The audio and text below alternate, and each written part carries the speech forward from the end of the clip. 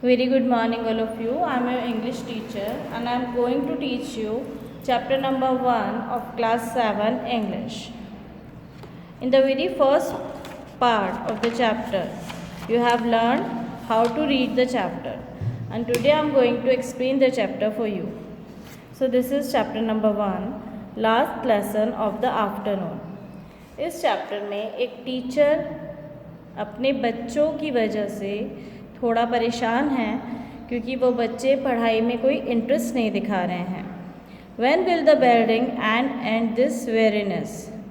How long have they tugged the leash and strained apart?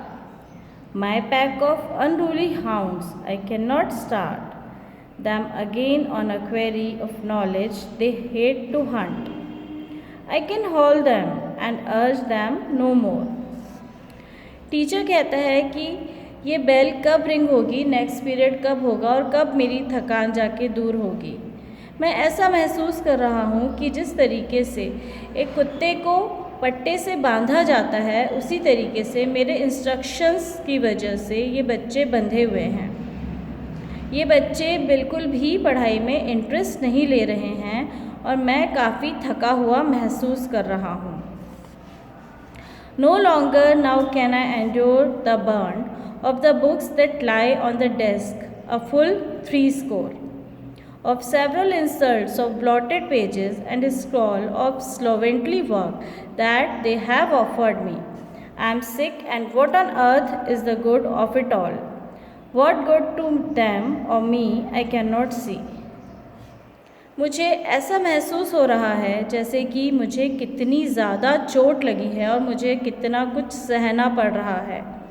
इन बच्चों को जो homework दिया था वो किताबों में, वो पेजों में फैला पड़ा है. 3 score दैट मीन्स 60.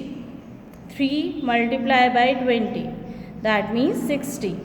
लगभग 60 बच्चों का काम किताबों, कॉपियों और पेजेस में फैला हुआ है और मुझे इसमें कोई भी इंटरेस्ट नहीं आ रहा है चेक करने में.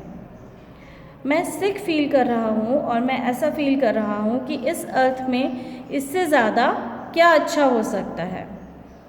What good to them or me I cannot see. ये हमारे लिए क्या अच्छा हो सकता है जो कि मैं नहीं देखना चाहता. So shall I take my last dear fuel of life to heap on my soul. Fuel का मतलब होता है ईंधन. And kindle my will to a flame that shall consume their dross of indifference and take the toll of their insults and punishment. I will not.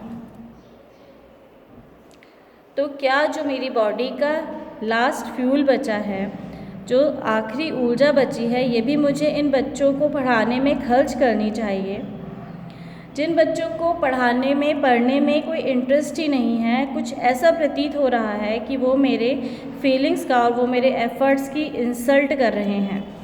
I will not waste my soul and my strength for this. मैं अपनी आत्मा का और मैं अपनी ताकत मतलब अपनी शक्ति का वेस्टेज यहाँ पे नहीं करूँगा. What do I care for all that they do amiss. What is the point of the teaching of mine and of this learning of theirs? It all goes down the same abyss.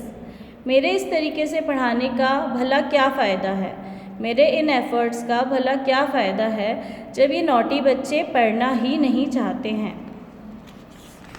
Now let me turn the page. What does it matter to me if they can write a description of a dog or if they can't? What is the point to us both? It is all my aunt, and yet I am supposed to care with all my might.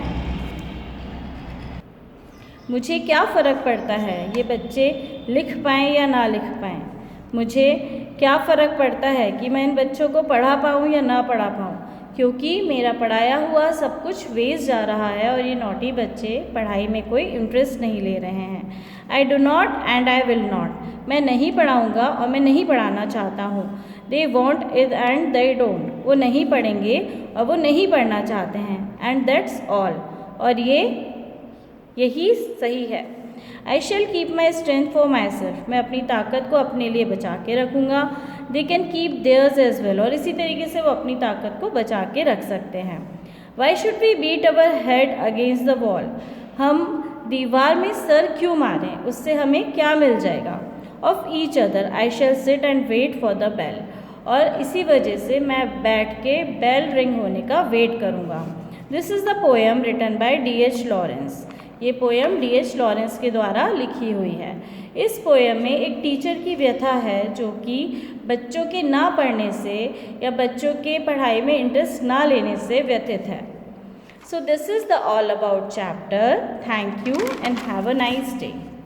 Bye.